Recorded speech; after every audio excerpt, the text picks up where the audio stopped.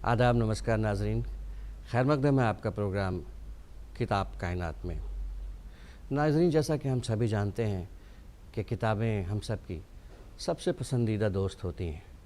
किताबों का मुतालिया हमारी फ़िक्र और ज़हन को ताज़गी और तवानाई अता करता है। वो कौमें, वो मुल्क तरक्की करते हैं जिनके नौजवान किताबों से वाबस्तगी रखते हैं और किताबों के मुताले से जुड़ते हैं। किताबें न सिर्फ़ इल्म का ख़ज़ाना हैं बल्कि किताबें हमारी तरक्की का ज़ीना भी हैं। इसी फ़िक्र को मद्देनज़र रखते हुए, इसी गर्ज़ व आयत से दूरदर्शन उर्दू ने ये किताब शनासी का नया सिलसिला शुरू किया है जिसका नाम है किताब कायनात। आज के इस शुमारे में जो पहली किताब जिस पर हम गुफ्तगू करेंगे वो है राग रागिनियों की तस्वीरें। नाज़रीन, ये एक बहुत ही अहम किताब है जिसमें सक़ाफ़त और आर्ट और कल्चर का रिफ्लेक्शन है। प्रोफ़ेसर शकील उर रहमान की ये किताब है। जैसा कि हम सभी जानते हैं वो किसी तारुफ़ के मोहताज नहीं है। आपने जमालियाती तनक़ीद की एक नई सिन्फ़ शुरू की और आपका नाम हम सभी जानते हैं। तो नाज़रीन, आज इस किताब पर गुफ्तगू करने के लिए हमारे मेहमान प्रोफ़ेसर मोहम्मद काज़िम साहब, जो दिल्ली यूनिवर्सिटी में शोबे उर्दू में तदरीस के ख़िदमात बरसों से अंजाम दे रहे हैं और आर्ट से भी आपका गहरा ताल्लुक़ है। ड्रामा और इस सिन्फ़ में इन्होंने बहुत सा काम किया है। तो आप एक मुहक़्क़िक़ हैं और निस्फ़ दर्जन से ज़्यादा किताबों के मुसन्निफ़ और मुअल्लिफ़ हैं और उर्दू अदब, शेर व अदब के हल्क़े में आपका नाम बड़ी इज़्ज़त और एहतराम से लिया जाता है। खैर मक़दम है आपका सर हमारे इस प्रोग्राम में। तो किताब राग रागिनियों की तस्वीरों से बात शुरू करते हैं सर शकील उर रहमान साहब, और जमालियाती तनक़ीद, गुफ्तगू यहाँ से शुरू करते हैं। बिल्कुल, बहुत शुक्रिया जनाब। शकील उर रहमान साहब वाकई तारुफ़ के मोहताज नहीं है और शकील उर रहमान साहब एक दानिश्वर थे, बहुत अच्छे मुंतज़िम थे, 3 यूनिवर्सिटी के वाइस चांसलर रहे और उर्दू अदब और अदब में भी ख़ुसूसन जमालियाती तनक़ीद के एक तरह से बुनियाद गुज़ारों में आप शामिल रहे। तकरीबन 10 से 12 किताबें आपकी जमालियात के हवाले से है। एक तरह से जमालियाती तनक़ीद को उन्होंने इस्टेब्लिश किया और सिर्फ इस्टेब्लिश ही नहीं किया बल्कि हमारी शायरी जमालियात से खाली नहीं है, लेकिन उसको उस नुक्ता नज़र से देखा नहीं गया था। नस्र की जो जमालियात उन्होंने पेश की है, ख़ुद कबीर की जो जमालियात उन्होंने पेश की है, वो बहुत अहम है। तो एक तरह से जमालियाती तनक़ीद के बुनियाद गुज़ारों में है और उनकी जो नज़र थी वो बहुत गहरी नज़र थी। इसलिए ये राग रागनियों की तस्वीरें जो किताब है, ये लिखने का हक़ भी उन्हीं को पहुँचता है। उन्हीं को पहुँचता था ये हक़ कि वो इस पर किताब लिखें, और वो अगर ये किताब न लिखते तो उर्दू अदब एक बहुत अहम गोशे से महरूम रहता। हाँ, मैं कह रहा था सर कि ये बड़ी नादिर किताब है उर्दू अदब में, उर्दू ज़बान में राग रागिनियों की तस्वीरें, यानी कि मौसीकी और उसके साथ साथ पेंटिंग और उसकी बातें, ये बहुत ही अहम किताब है। बिल्कुल, ये मेरे ख़्याल से दूसरी ज़बानों में भी इस तरह की किताबें नहीं लिखी गई हैं। कहीं थोड़ा बहुत मज़ामीन कहीं मिल जाते हैं, पढ़ते हैं तो, लेकिन एक तो राग रागनियों की तस्वीरों पर किताब लिखी जाना, और दूसरे उर्दू ज़बान में। ये उर्दू ज़बान को ये शर्फ़ हासिल है कि इस मौजू पर यानी मौसीक़ी और मुसव्वरी का इतना खूबसूरत इम्तिजाज़, इतनी अच्छी आमेज़िश दूसरी जगह कहीं देखने को नहीं मिलती। और शकील उर रहमान साहब की जो नज़र है, इसका मतलब कि सिर्फ़ ये नहीं कि अदब के पारक थे वो, मौसीक़ी का भी उतना ही इल्म था उनको, मुसव्वरी का भी उतना ही इल्म था उनको, और उनकी नज़र जो थी, जो किस तरह से तस्वीरों को देख कर उसमें जमालियात को तलाश करना और जमालियात को तलाश करते हुए हिंदुस्तानी तहज़ीब को तलाश करना, कि मौसीक़ी कदीम रवायत है हमारे यहाँ। मौसीक़ी, क्लासिकल मौसीक़ी की जो रवायत हमारे यहाँ है, दुनिया में कहीं नहीं नज़र आती है। मुसव्वरी में दुनिया ने दूसरी तरफ अपना सिक्का जमाया है, अपनी चीज़ें देखी हैं, लेकिन ये राग रागनियों को लेकर, ये हमारी कदीम रवायत को लेकर जिस तरह की मुसव्वरी मिलती है, ये भी दुनिया का बेहतरीन नमूनों में से एक है। ये भी काम बड़ा दुश्वार गुजार बहुत है। दुश्वार काम था कि ये तस्वीरों का जमा करना, तस्वीरों को हासिल करना, और वो हासिल करने के लिए कि इंडिया ऑफिस लाइब्रेरी हो, या वो मुख्तलिफ़ रियासतों के आर्काइव में रखे हुए हों, या मुख्तलिफ़ रियासतों के जो उनके अपने कुतुब खाने हैं, कि हैदराबाद पहुँचे दक्कन में तो वहाँ के जो कुतुब खाने हैं, निज़ाम के कुतुब खाने जो हैं, या राजस्थान से या दूसरी जगहों से कितना सफ़र करके इन तस्वीरों को न सिर्फ ये कि देखा बल्कि उन्हें हासिल किया, और हासिल करने के बाद उन पर सैर हासिल गुफ्तगू की। किन किन रागों पर उन्होंने खुसूसी तवज्जो से वो किया है? और जी, ये बहुत अहम है कि उनको राग का बहुत इल्म था, और उन्होंने जैसे हमारे यहाँ 5 ख़ास राग हैं और उसके 4 और ज़िमनी हैं, दीगर राग हैं। इन रागों को उन्होंने मरकज़ बनाया है कि जैसे हम अगर देखें कि राग भैरव है और उसकी तकरीबन 4-5 रागनियाँ हैं। उसी तरह से जैसे राग दीपक है, उसकी 4-5 रागनियाँ हैं। उसी तरह से राग मेघ मल्हार है और उसकी 7-8 रागनियाँ हैं। और फिर राग श्री है, उसकी 4-5 रागनियाँ हैं। राग मालकोस है, बहुत खूबसूरत राग है ये, उसके 4-5 रागनियाँ। और फिर उसके अलावा दूसरे कई राग हैं जो 4 ज़िमनी राग हैं, उसको उन्होंने मरकज़ बनाया है कि जिसमें आप अगर देखें तो वो हिंदोला राग या पंचम राग या देवगंधार राग या कुमुदनी राग, तो इन रागों को सामने रख करके और उनकी रागनियाँ, और सिर्फ ये नहीं कि रागनियों पर उन्होंने राग पुत्र, राग पुत्रियाँ और राग बहू, इसका भी जिक्र किया है, जिससे अंदाज़ा होता है कि उनको राग पर और रागनियों पर और उनसे ज़िमनी जो चीज़ें हैं उस पर कितनी महारत हासिल थी। ये तो वाज़े हो गया कि कितनी तफसीली और कितनी रवां गुफ्तगू है कि आप उससे बिल्कुल महजूज़ होते जाते हैं और उसमें बह से जाते हैं, ऐसा कुछ लगता है। जी। अब इसी तरह से देखें कि उन्होंने जैसे एक तस्वीर को सामने रखकर, ये तो एक ये है कि उन्होंने एक तारीख़ बयान की है उस राग की। एक तस्वीर जैसे रामकली रागनी है, उसकी एक तस्वीर सफ़ेद व स्याह उनके सामने आई और उसको पेश किया उन्होंने, और उसमें देखें कि उसमें किस तरह से इस रामकली रागनी की तफसील और फिर उस तस्वीर का खाका बयान किया है उन्होंने। वो ज़रा देखें कि रामकली रागनी खफगी और नाराज़गी के बाद प्यार के लम्हों की रागनी है, और रूठने के बाद मान जाने का महबूबाना अंदाज मुतासिर करता है। इस तस्वीर में एक वाक़या पेश हुआ है जिसमें 2 किरदार हैं। मौजू इश्क है। मामला ये है कि महबूब खफा है कि आशिक किसी और दोशीज़ा की जुल्फ़ों का असीर रहा और उसके पास पहुंचने में देर कर दी। इस मंज़र में आशिक महबूब के पांव पर गिरकर गिड़गिड़ा रहा है और माफ़ी का खासगार है। नाजुक दिलकश मंज़र है। चबूतरे के नीचे हिरनों की तस्वीरें हैं। एक जानिब जो 2 हिरन हैं वो नाराज़गी और खफगी की अलामत है, और दूसरी जानिब के 2 हिरन एक बार फिर प्यार के लम्हों को पा लेने की पुरअसरार मुसर्रतों का इशारिया बन गए हैं। अदायगी फ़न में पुख्तगी है। रामकली रागनी का तगज़्ज़ुल मुतासिर करता है। अब तस्वीर की ज़रा देखिए कि क्या है। रामकली रागनी की एक तस्वीर इस तरह पेश हुई है। मोहब्बत की मारी, इंतज़ार यार में बेकरार, इंतहाई हसीन, खफगी की पुरकशिश तासुरात, ये तस्वीर का भैया पूरा उससे आ रहा है। और फिर दूसरी तरफ रामकली रागनी का एक नक्श और इस तरह से मिलता है कि साफ़ सुथरा खूबसूरत बदन, सफ़ेद साड़ी में मलबूस बैठी हुई, आशिक की आंखों में उसका ज़बरदस्त एहतराम, ज़बरदस्त प्यार। अब इसके बाद एक सवाल ये कि आज के इस दौर में इस किताब की क्या अहमियत है और क्या इससे लोग शरफ़ हासिल कर सकते हैं? बहुत अच्छा सवाल है आपका कि आज का दौर जो है, जिसको हम जदीद दौर कह रहे हैं, तकनीकी दौर कह रहे हैं, और अब सब चीज़ें हमारी एक उंगली पर आ गई हैं कि हमने अपने स्मार्टफोन में एक क्लिक किया और हर चीज़ मौजूद है। ऐसे में हमारा ज़ौक़ जमाल जो है वो हम बहुत कमज़ोर हो गया है और हम एक तरह से बेहिस हो गए हैं।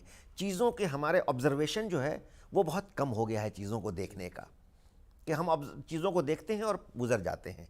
लेकिन इस किताब से ये सबक भी हमें मिलता है, और इस किताब से नौजवानों को, नई नस्ल को, और जिन लोगों को भी ज़रा सा मौसीक़ी या मुसव्वरी से शौक़ है, उनके लिए बहुत अहम किताब है कि किस तरह से एक तस्वीर को हम देखते हैं तो कितनी बारीकी से हमें चीज़ों को देखनी चाहिए। कि एक हिरन है, एक यहाँ के छोटा सा परिंदा भी अगर कहीं पड़ा हुआ है तो उसकी भी बात उन्होंने की है, और उसके मानी है कोई चीज़ बेमानी में उस तस्वीर में नहीं होती है। तो चीज़ों को किस तरह से हमें देखनी चाहिए। दूसरी चीज़ की जो मौसीकी की पूरी दुनिया जो आई अभी जो हमारे सामने है, उसमें हम अपने ओरिजिनल मौसीकी जो हमारी क्लासिकी मौसीकी है उनसे दूर हो रहे हैं। तो उन मौसीकी के में भी कितनी जाज़बियत है, जो बुनियादी चीज़ जो है, और हर एक तरह से कह लीजिए कि दुनिया की जितनी भी मौसीकी है उन सब की चीज़ें यहाँ मौजूद हैं, यहाँ से उन्होंने लिया है हमसे, और हम अब उनको ये कह लीजिए कि नए तौर पर हमें वो परोस रहे हैं, हमें मिल रहा है। और एक खित्ते में एक जिस सरज़मीन में हम रहते हैं उसकी तारीख़ होती है, उसका माजी होता है, और वो रोशन माजी होता है, तो उससे भी बहुत हम इंस्पिरेशन लेते हैं। और ये इन जैसी किताबों से एक तो कि फ़ख्र होता है कि हम ऐसे मुल्क में हैं कि रहने वाले हैं जहाँ हमारी तारीख़ इतनी पुरानी है और हमारी सकाफ़त इतनी बेशकीमती है।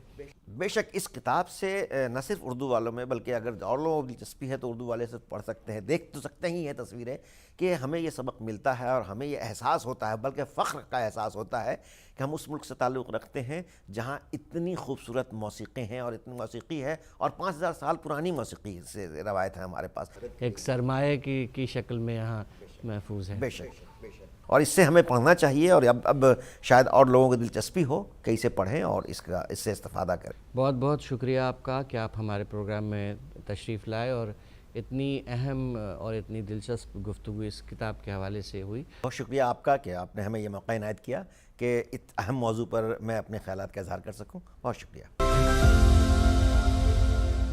तो नाज़रीन, खैर मक़दम है आपका प्रोग्राम के दूसरे हिस्से में, दूसरे सेगमेंट में, और इस हिस्से में हम बात करेंगे जिस किताब पर, उसका नाम है संगीत मन को पंख लगाए।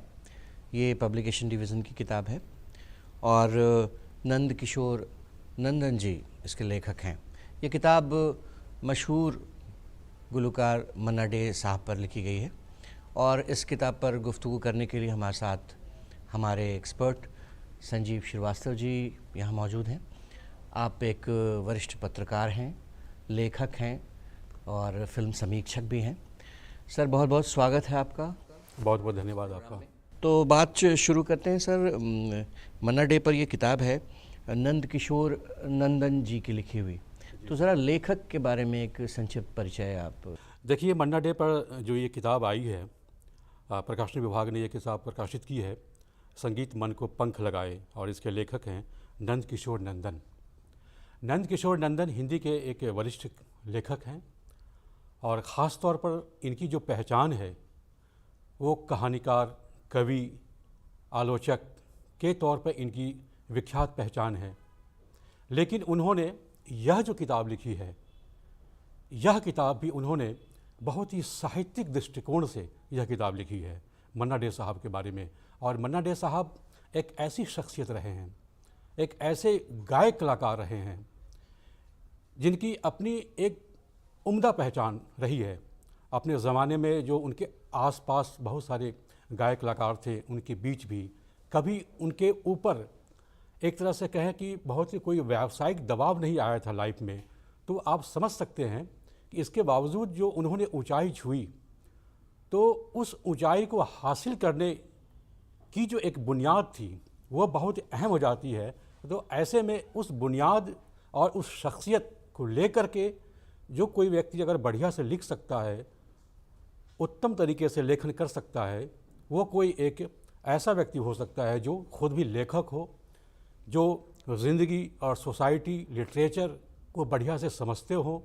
तो उस हिसाब से मुझे ये लगता है कि नंद किशोर नंदन जी खुद भी एक बहुत अच्छे साहित्यकार हैं, और उन्होंने मन्ना डे साहब पर जो ये किताब लिखी है वो बहुत ही साहित्यिक दृष्टिकोण से लिखी है।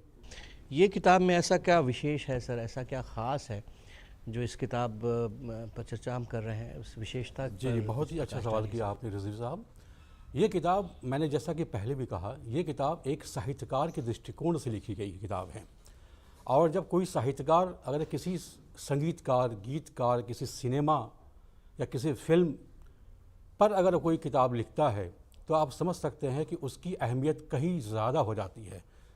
वह दैनिक पत्रकारिता या साप्ताहिक मासिक पत्रकारिता से ऊपर की चीज़ होती है, बहुत ही अस्थायी महत्व की चीज़ होती है। और उसमें भी तब जब ख़ास तौर पर प्रकाशन विभाग अगर इस किताब को प्रकाशित करता है तो इसकी कालजयिता और ज़्यादा बढ़ जाती है। ये बहुत ही शाश्वत मूल्य की पुस्तक है।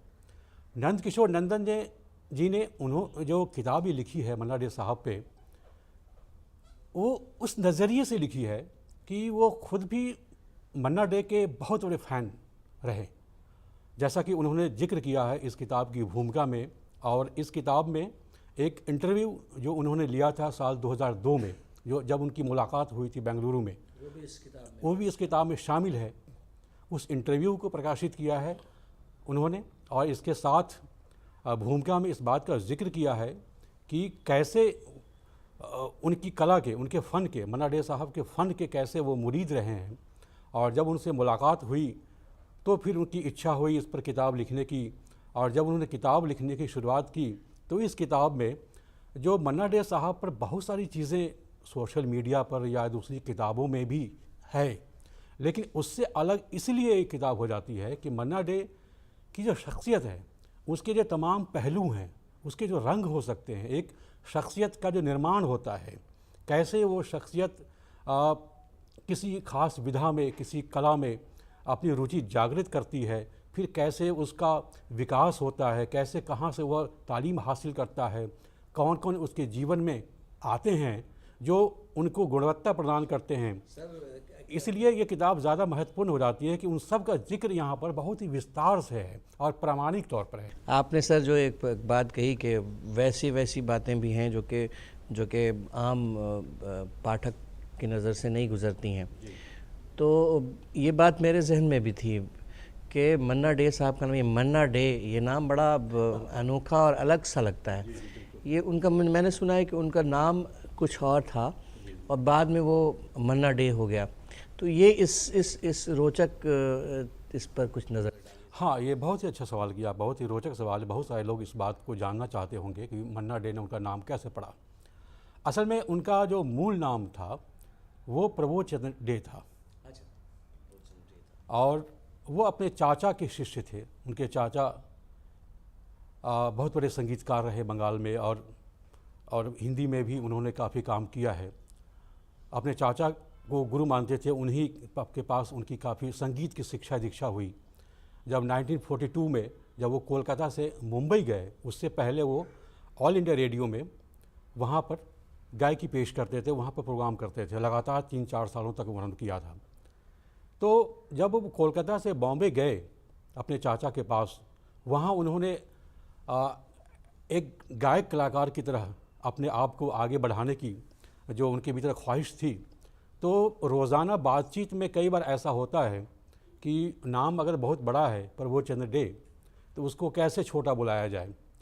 तो प्रबोध चंद्र डे को पुकारते पुकारते घर में उनका जो एक नाम था वो माना था, माना डे भी कहा करते थे। अब माना डे धीरे धीरे उच्चारण में माना से मन्ना डे हो गया। अच्छा सर, उस ज़माने में, वो ज़माना बड़ा बहुत से गायक थे उस वक्त। रफ़ी साहब थे, मुकेश साहब थे, और सभी अपने अपने फ़न में माहिर थे। और उस दौरान मन्ना डे साहब एक अपनी अलग सी आवाज़ लेके, अलग सी पहचान लेके इंडस्ट्री में आए। तो ये जो उनका स्ट्रगल था अपनी पहचान बनाने का, और ये था, इस पर कुछ प्रकाश डालिए सर। देखिए, निश्चित रूप से ये कोई भी स्थापित कलाकार अगर पहले से कहीं इंडस्ट्री में होता है, वहाँ जाकर के अपनी पहचान बनाना ये मामूली बात नहीं होती। ये तब होता है जब आपके भीतर भी एक एक्स्ट्रा ऑर्डिनरी टैलेंट हो। इसी इंटरव्यू में जब मैं पढ़ रहा था तो नंद किशोर नंदन जी ने सवाल कई सारे किए हैं मन्ना डे साहब से, तो उन्होंने जवाब दिया है, जो एक लाइन है वो बहुत महत्वपूर्ण लाइन है कि कला के प्रति आपका समर्पण होना चाहिए। आप चिंतित ना हो कि आपके आसपास जो चुनौतियां हैं उससे अगर आप चिंतित हो गए तो आपका जो समर्पण है उसमें कहीं न कहीं कोई कमी रह जाएगी। तो सबसे पहले जो आपका ध्येय होना चाहिए वो कला के प्रति समर्पण होना चाहिए।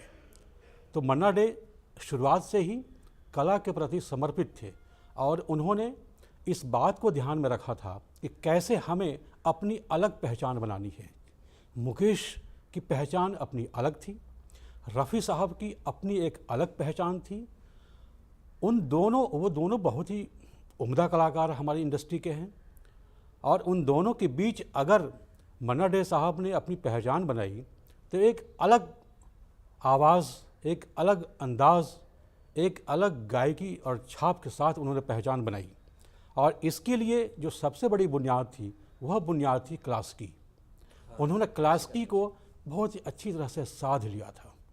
सर उनकी आवाज़ अब जैसे काबली वाले फिल्म का गीत है, ऐ मेरे प्यारे वतन, पूरे मुल्क में जितने जो भी है सबके दिल और दिमाग और जहन में महफूज है, वो मेरे प्यारे वतन, ऐ मेरे बिछड़े चमन तुझ पे दिल कुर्बान। जी बिल्कुल सही कह रहे हैं आप।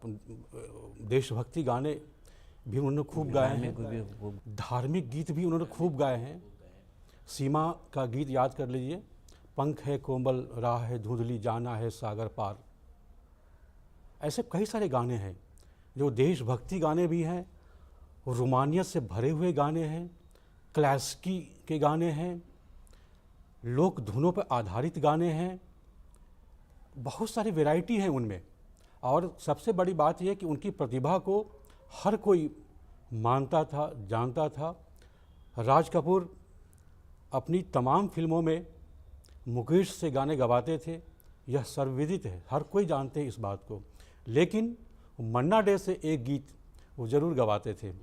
बहुत बहुत शुक्रिया सर आपका इस मन्ना डे पर और इस किताब पर। बड़ी दिलचस्प गुफ्तगू हुई और कई ऐसे अनछुए पहलुओं को हमने देखा और बहुत अच्छा लगा। तो बहुत बहुत शुक्रिया आपका सर। बहुत बहुत धन्यवाद आपका भी। तो नाजरीन चलते हैं इस प्रोग्राम की के तीसरे हिस्से में, तीसरे सेगमेंट में, जहां हम उर्दू अदब के मेमार अमीर खुसरो की हयात और कारनामों पर एक छोटा सा मुख्तसर सा जायज़ा लेंगे। ज़ेहाल मिस्कीन मकुन तगाफुल दुराए नैना बनाए बतियाँ, किताब हिजरा नदार में जा न लेहू काहे लगाए छतियाँ। छाप तिलक सब छीनी रे मोसे नैना मिलई के। उर्दू ज़बान व अदब और हिंदुस्तानी तहजीब व सकाफ़त के हवाले से अमीर खुसरो का नाम सबसे नुमाया है। उन्होंने अदब और मौसीकी की दुनिया में अजीम कारनामे अंजाम दिए हैं। 800 साल का तवील अरसा गुजरने के बावजूद उनकी अहमियत आज भी कम नहीं हुई है। अमीर खुसरो का असल नाम अबुल हसन यमीनुद्दीन था। उनके वालिद अमीर सैफुद्दीन शमसी तुर्की और उनकी वालिदा हिंदुस्तानी थी। यही सबब है कि उनके यहाँ मुख्तलिफ तहजीबों की आमेजिश है। अमीर खुसरो की विलादत 1553 ईस्वी में पटियाली जिला ईटा उत्तर प्रदेश में हुई। बेशतर मुहक्किकीन अमीर खुसरो को उर्दू का पहला शायर तस्लीम करते हैं और उनकी यह मशहूर ज़माना गज़ल उर्दू की पहली गज़ल तस्लीम की जाती है। ज़िहाल मिस्कीन मकुन तगाफुल दोराए नैना बनाए बतियाँ, किताब हिजरा नदारम एजा न ली हो काहे लगाए छतियाँ। 800 साल का तवील अरसा गुजरने के बावजूद उनकी अहमियत आज भी कम नहीं हुई है। अमीर खुसरो को गंगा जमनी तहजीब के सफीर की हैसियत भी हासिल है। अमीर खुसरो को अपने पीरो मुर्शिद हजरत निजामुद्दीन औलिया से बेपनाह मोहब्बत थी। उनकी शख्सियत और उनके कलाम पर हजरत निजामुद्दीन औलिया का असर साफ नजर आता है। अमीर खुसरो अरबी, फारसी और तुर्की के साथ संस्कृत के भी बड़े आलिम थे। उर्दू की जबान का आगाज का सेहरा भी इन्हीं के सर जाता है। अमीर खुसरो हिंदुस्तान की मुश्तरका तहजीबी रिवायत के अमीन और उर्दू जबान और अदब के सफीर हैं। अमीर खुसरो ने हमेशा रवादारी और इंसान दोस्ती का पैगाम दिया, जिसकी मानवियत और अहमियत हमेशा बरकरार रहेगी और वो हमेशा हमारे दिलों में जिंदा रहेंगे।